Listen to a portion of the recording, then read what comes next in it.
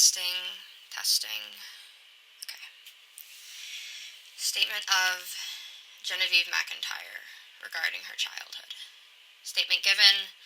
It doesn't matter. Statement begins. None of this is my fault. Okay? It's not my fault. I was used, abused, and manipulated, and it's not my fault. A lot of people like to hate on me because of what I've done, but it's not my fault. You have to understand that. I didn't have much money as a kid. My parents worked job after job, but it was hard for them to hold any one for very long. I don't know why. They didn't tell me.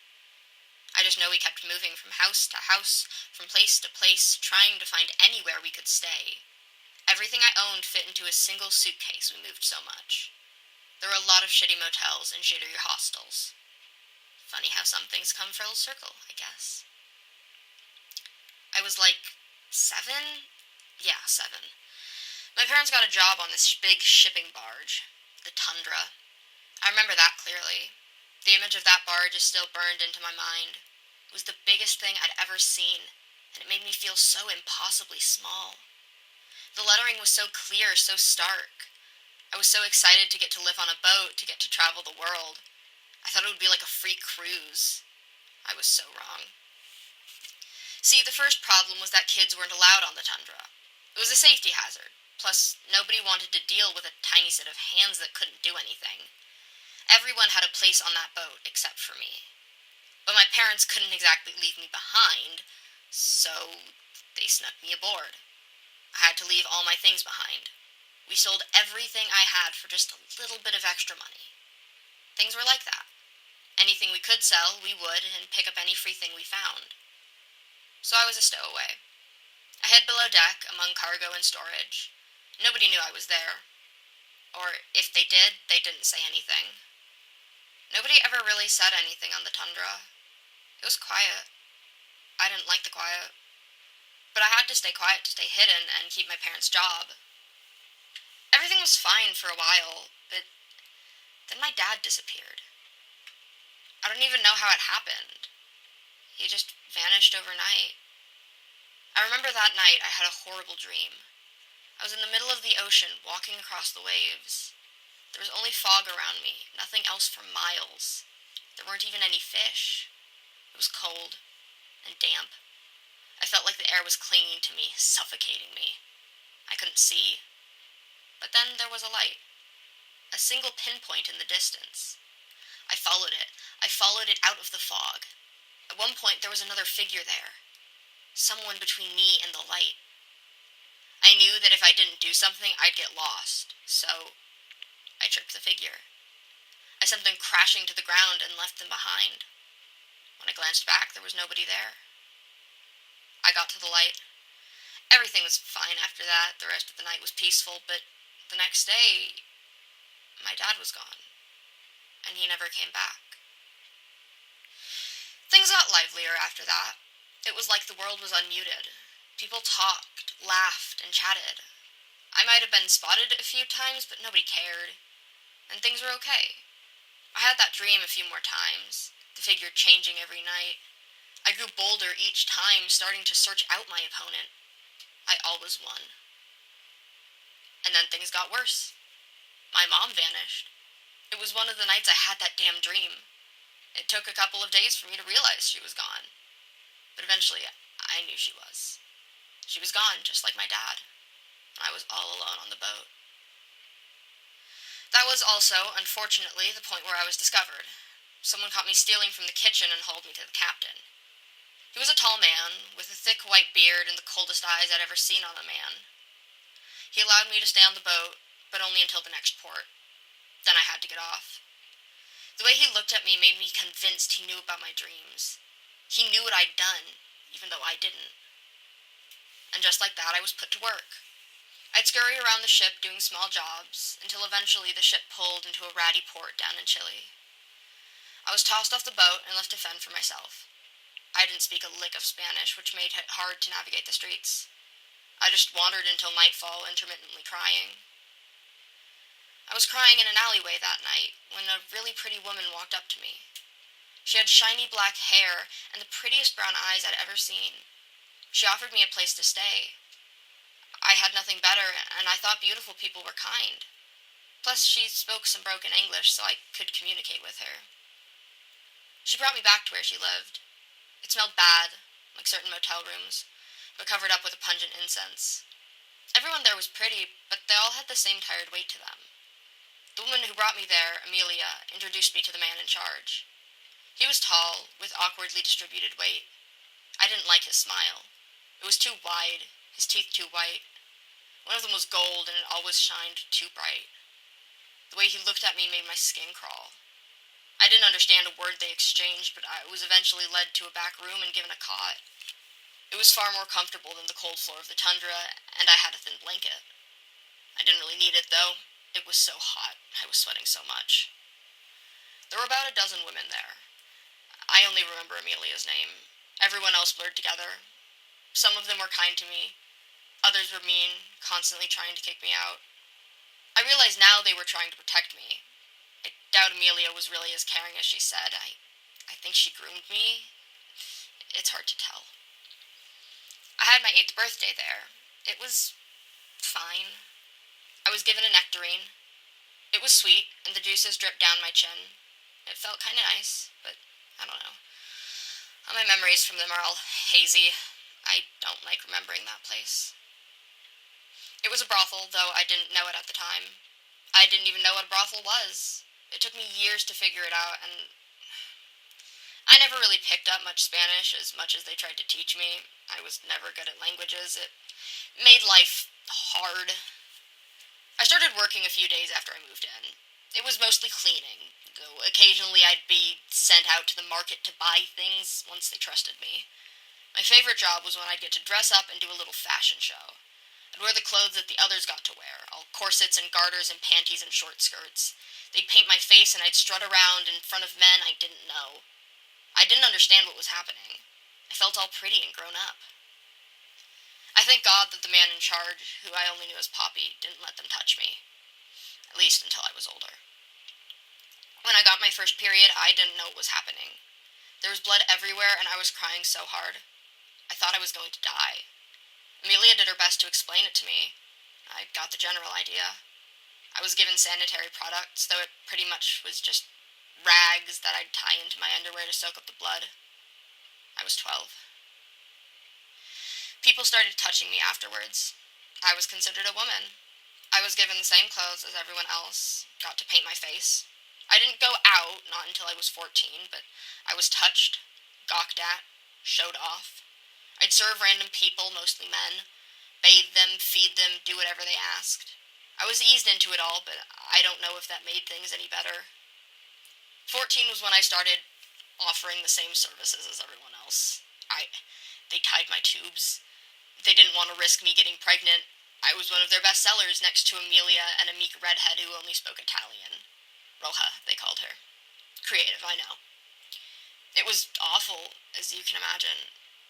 I don't really want to talk about it anymore. It's not really relevant anyway, just random trauma. It honestly all bleeds together into a horrible slurry of half-formed memories. I was 18 when I met La Tisserand. She was fabulous, shiny, impossibly alluring. Her hair was brightly colored, a hypnotic mix of blues and purples. Her eyes were a deep black, and her lips were the same color as expensive wine. Her makeup was perfectly applied to suddenly enhance her features, not like the bright, vibrant colors of the women at the brothel. She wore a black fur coat over a black jumpsuit and black stiletto boots. She had on lots of delicate silver chains that draped all over her like webbing. I was immediately drawn to her. She talked to Poppy for most of the day, and I hovered by his office trying to hear what they were saying. But of course it was in Spanish, so I didn't understand anything. But later she came to talk to us. She went from girl to girl, chatting to each in whatever tongue they were most comfortable in. When she talked to me, I felt so special. She complimented my form, lamented how I was trapped here. And then she gave me the offer of a lifetime. It felt like it. She offered to bring me back to the U.S., free me from this hellish place. And I jumped at the offer. I fell for it, hook, line, and sinker. She promised freedom, control over my body, my sexuality, individualism. She said I'd be helping empower women all over the world. She said I was powerful, and I believed her. So she took me home, to a new home. I lived in a lavish mansion in LA. I wasn't alone, of course, though my housemates changed. I was given money, clothes, food, everything I wanted. But slowly it started getting worse. It started with my housemates. They started asking me to help with their photo shoots. It was simple enough. Take pictures of them for social media. Help with makeup and outfit changes. Then it was pics by the pool. Then it was them in their underwear. Then nothing at all. I knew, of course, that most of the people in the house did porn stuff. It wasn't a secret. But I wasn't expected to participate. Or I wasn't told I was. The Tisserand would praise me for being so helpful, for finding my place at the house. I felt good. Useful. For once in my life, I had security, safety, comfort, and control over my own body. I would do most of the cooking, a lot of behind-the-scenes stuff, but I stayed out of the limelight. Then, well, they started taking pics with me in them. I didn't notice at first, but the others would come up to me, clamoring about how so many people were fascinated with me. They wanted to see more of me. So, I gave the people what they wanted. I purposefully joined in pictures, live streams, videos. The people loved me. I became the most popular member. Love Bites, they called me. That was my username. Love Bites. I even got a tattoo of my logo, and I started doing more risque stuff. I wore less and less at the encouragement of everyone around me. I had so many people supporting me, telling me how beautiful and amazing I was, how strong and brave I was for putting myself out there. Never mind that I wasn't the one who really made the choice. And the thing is, I believed them. Everything was so carefully moderated and filtered that I didn't see any of the hate, of the concern, of the creeps. It was just people being wonderful and supportive. And I got so much money. More than I'd ever had in my life. Of course, a portion went to the house and a portion to La Tisserand, but even then it felt like a fortune. I did a lot of weird stuff. People would commission me to do some specific kink things. I won't get into that here. You can do your own research if you're really curious. But I will say that it got weird and really niche. I got into some controversies. There's a lot of problematic people in the porn industry. I don't really remember much of it. I didn't handle any of my own PR, so everything was dealt with by other people. A lot of it was me being ignorant. I hadn't grown up in America. I didn't go to school. I barely knew anything about the culture I was in. Like, I kinda did, but not really, especially not internet culture. So, yeah, I messed up, but the fire was not my fault. I was 24. I'd spent 6 years growing my fan base, and it had gotten pretty big. Big enough that the moderators were starting to slip up. I saw a couple comments that made me question things. When I first encountered someone suggesting that I was being exploited, I thought it was a wild thing to say. I had control over my own actions. The Tisserand gave me that. She wasn't using me. But then, I don't know. It just felt like something shifted when I tried talking to people about it. Things got tense. The Tisserand didn't like it. And I started getting a gnawing suspicion in my gut that maybe things weren't all okay. I'd spend night after night thinking about it, turning over the events in my head time after time. I realized that, yeah, I was being exploited. I'd been manipulated into this. So I left. I packed everything I needed into a suitcase, found some shady people who would take me somewhere without documentation. I didn't have access to mine. Honestly, I don't even know if it existed at all. Obviously, I had U.S. citizenship since I was born there, but I couldn't prove it. I didn't have any of my info, so I found someone who'd ship me over to the UK. I did my best to get through all the red tape to let me live there legally, which was hard, but eventually I managed to do it. The night I left, I don't know what happened. Everyone blames me, but it wasn't my fault. The house caught on fire. Nobody survived. Everyone pointed to me because I was the only body never found. So there's this whole conspiracy theory that I stole millions of dollars and burned the evidence. That I was still alive out there, somewhere. That part is true, I suppose, but I didn't steal anything and I didn't set that fire. So I had escaped. I got out. It took me a year and a half, 2 years. I was 25, almost 26 when I got to the UK. I was homeless for a bit until I got a green card, or whatever it's called here. I worked odd jobs, mostly babysitting and dog sitting and house sitting. At one point, I worked at a temp agency for a bit. But then, one day about 7 months ago, I got a letter slid under my door. I opened it, and it was a fancy ad for a job. A job as the head archivist at the Magnus Institute. The pay looked good, so I figured, why the hell not try? I showed up to the interview looking my best. That is to say, professional but still slutty. Like an office worker in a porno. The guy who interviewed me, Elias obviously, kept seeming to get distracted by something. That something was probably my tits. I tried to lie a lot in the interview, but for some reason I just couldn't. It was weird. He asked me about my fears, my morals, my determination, my curiosity. I answered honestly. I don't know why. We got distracted, eventually. The questions started getting flirtatious, and he was quite appealing. A handsome man in a position of power? Usually a good time. And he was. Probably the only reason I got the job in the first place. And now I'm here. In another shitty motel, hiding from the cops. They think I murdered someone. I didn't. I didn't kill Jurgen Leitner. I don't know who did, but it wasn't me. I have to keep going.